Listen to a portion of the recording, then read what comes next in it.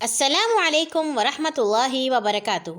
کہانی زبانی کی جانب سے ہنستے مسکراتے چمکتے دمکتے نیک ساتھیوں کو۔ تو آج ہم پڑھنے جا رہے ہیں 17ویں سپارے کا خلاصہ، جس کا نام ہے اقترب للناس۔ اس پارے کی 190 آیات ہیں اور 17 رکوع ہیں۔ 2 صورتیں ہیں، انبیاء اور حج۔ یہ شروع ہو رہا ہے سورہ انبیاء سے، جو کہ مکی صورت ہے۔ گزشتہ صورتوں میں سورہ مریم میں حضرت عیسیٰ کا اور سورہ طٰہٰ میں حضرت موسیٰ علیہ السلام کا خاص ذکر ہوا تھا۔ سورہ انبیاء میں 18 انبیاء کا ذکر ہے۔ یہ بتایا گیا ہے کہ وہ سب انسان تھے، وہی ہمارے آئیڈیل ہیں۔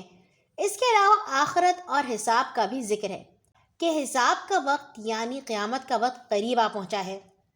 پھر بھی مشرکین غافل ہیں، ہر نئی آیت کو مذاق اور بے دلی سے سنتے ہیں۔ کہتے ہیں انسان نبی کیسے ہو سکتا ہے، اور یہ قرآن جادو ہے یا شاعری؟ اللہ تعالیٰ نے کہا یہ کائنات کوئی کھیل نہیں بلکہ اللہ کی قدرت اور طاقت کی نشانی ہے۔ یہاں تمام مخلوق اس کی عبادت کرتی ہے، فرشتے بھی اس کی تسبیح میں مصروف ہیں۔ اللہ تعالیٰ نے کہا کہ یہ جو لوگ کہتے ہیں کہ خدا ایک نہیں زیادہ ہیں، انہیں بتاؤ کہ اگر 2 بھی الہ ہوتے تو فساد ہوتا۔ ایک کہتا دن کرنا ہے، دوسرا کہتا رات۔ ایک کہتا بارش برسانی ہے، دوسرا کہتا دھوپ نکالنی ہے۔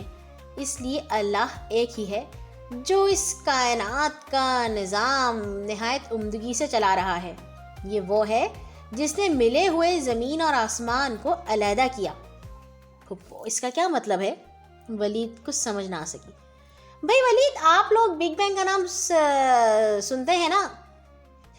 جی پھپھو، وہ ایک دھماکہ ہوا تھا جو دنیا بن گئی تھی، مصعب نے بتایا۔ بالکل صحیح مصعب، بس وہ دھماکہ خود نہیں ہوا تھا، اللہ تعالیٰ کے حکم سے ہوا تھا۔ زمین اور آسمان پہلے ایک تھے، پھر الگ الگ ہوئے تو دھماکہ ہوا۔ اللہ کی نشانی یہ ہے کہ اس نے ہر چیز پانی سے پیدا کی، کوئی جاندار پانی کے بغیر نہیں رہ سکتا۔ زمین میں میخیں گاڑی کیلوں کی طرح ہی ہیں۔ اللہ تعالیٰ نے بتایا کہ ہم نے راستے بنائے، رات اور دن بنائے، سیاروں کو گردش میں لگایا جو سورج کے گرد گھومتے ہیں۔ اس کے بعد اللہ تعالیٰ نے کہا کہ ان سب نشانیوں کے بعد کفار مذاق اڑاتے پھرتے ہیں کہ عذاب کیا آئے گا، اور جب وہ اچانک آ جائے گا تو پھر یہ بھاگتے پھریں گے، اپنے آپ کو بچاتے پھریں گے۔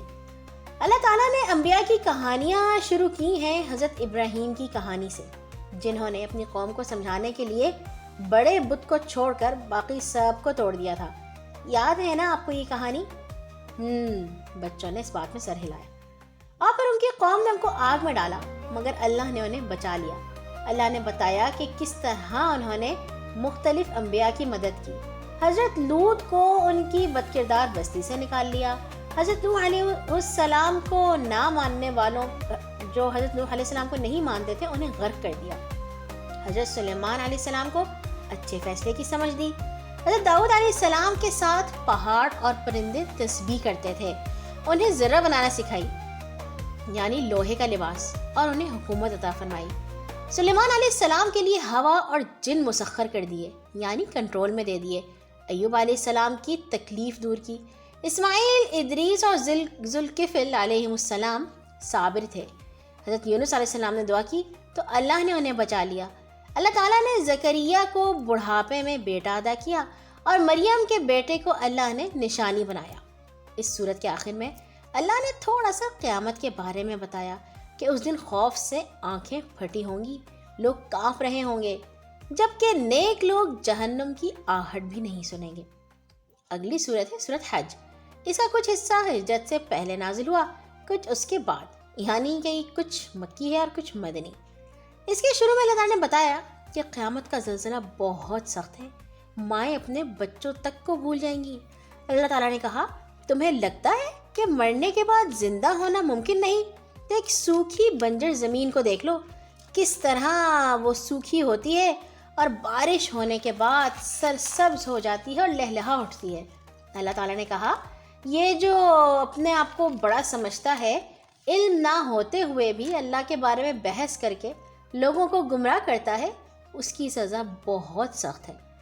پپو، گمراہ کا کیا مطلب؟ امانی کی آوازیں۔ گمراہ بیٹے یعنی غلط راستے پر چلنا، اللہ نے جیسا کہا ہے ویسا نہ کرنا۔ اللہ تعالیٰ نے کہا کہ اصل نقصان میں وہ لوگ ہیں جو کفر اور ایمان کے درمیان لٹکے ہوئے ہیں۔ سب اچھا ہوتا رہے تو ٹھیک، ورنہ جہاں کوئی مشکل آتی ہے پلٹ جاتے ہیں۔ اللہ تعالیٰ نے کہا تمام مخلوقات اللہ کو سجدہ کرتی ہیں کیونکہ وہ اپنے رب کو پہچانتی ہیں۔ اللہ تعالیٰ کا گھر بیت اللہ سارے انسانوں کے لیے ہے کہ وہ اللہ کی عبادت کریں۔ اور یہاں بات آئی جب اللہ نے حضرت ابراہیم کو حکم دیا کہ لوگوں میں حج کا اعلان کریں، اللہ کے گھر کا خیال رکھیں۔ اس کے بعد اللہ تعالیٰ نے مدینہ کے مسلمانوں کو اجازت دی کہ وہ قتال یعنی جہاد کریں، ورنہ ساری مسجدیں ختم ہو جائیں گی۔